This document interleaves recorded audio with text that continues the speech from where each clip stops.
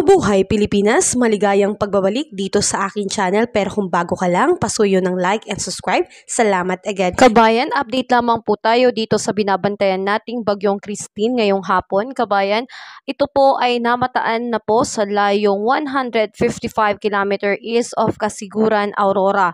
Ito po ay merong maximum sustained wind ngayon na aabot po ng 105 km per hour. Malapit po yan sa sentro, at ito po kabayan ay kumikilos pa northwestward at 10 km per hour. So mga kabayan, ito po ay patuloy na lumalakas pero patuloy po itong bumabagal sa pagkilos. Kaya asahan po natin makakaranas pa rin po tayo sa malaking bahagi ng ating bansa ng malalakas na buhos na pag-ulan at malalakas na bugso ng hangin.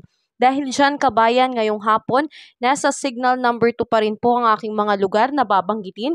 Kasama po sa signal number 2 ang Ilocos Norte, Ilocos Sur, La Union, Pangasinan, Apayao, Abra, Kalinga, Mountain Province, Ifugao, Benguet, Cagayan, including Babuyan Island, Isabela, Quirino, Nueva Vizcaya, Aurora, Nueva Ecija, Bulacan, Tarlac, Pampanga, Zambales, Bataan, Metro Manila, Cavite, Laguna, Rizal, Quezon, including Pulilio Island, Camarines Norte, Camarines Sur, Catanduanes, Albay, and the northern east portion ng Sorsogon. Kasama po ang Puerto Diaz at City of Sorsogon. Samantalang asahan natin kabayan, signal number 1 pa rin po dito sa bahagi ng Luzon, kasama ang Batanes, Batangas, Occidental Mindoro including Lubang Island, Oriental Mindoro, Marinduque, Romblon, Calamian Island, and the rest of Sorsogon and Masbate including Tingkaw and Burias Island. Dito naman sa may Visayas, kasama pa rin sa signal number 1 ang Aklan, Capiz, Antique including Caloyan Island, Iloilo, Guimaras, the northern portion of Negros Occidental. Ganon din dito kabayan sa may northern and central portion ng Cebu. And including po sa signal number 1, ito pong northern Samar, Leyte, Biliran, and southern Leyte. So pinag-iingat pa rin po natin ang ating mga kababayan dyan dahil asahan ng malalakas na pagbuhos ng ulan at bugso ng hangin. Ganon din dito, signal number 1 din po sa may Mindanao, sa may Dinagat Island, and Surigao del Norte, including Surigao, Bocas Grande Island.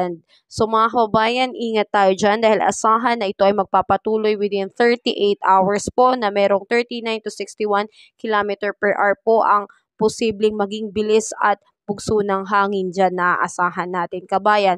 At kabayan, dahil sa patuloy na paglakas nitong Bagyong Christine, inaasahan na posibleng itaas sa signal number 3 ang mga lugar na direktang apektado nitong bagyo, at inaasahan natin na posibleng mamayang gabi pa po itong maglandfall.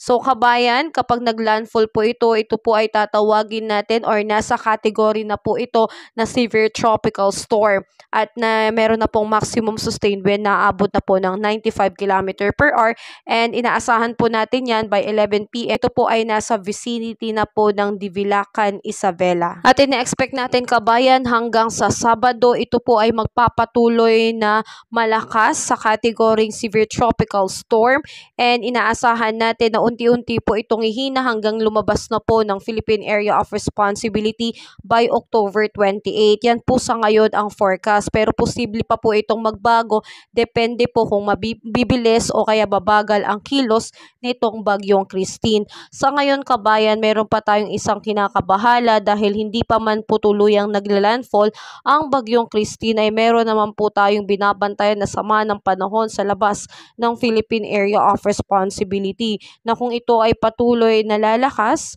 ito po ay posibleng maging pangalawang bagyo. So posibleng magsabay ang Bagyong Christine at itong panibagong bagyo na tatawagin nating Bagyong Leon.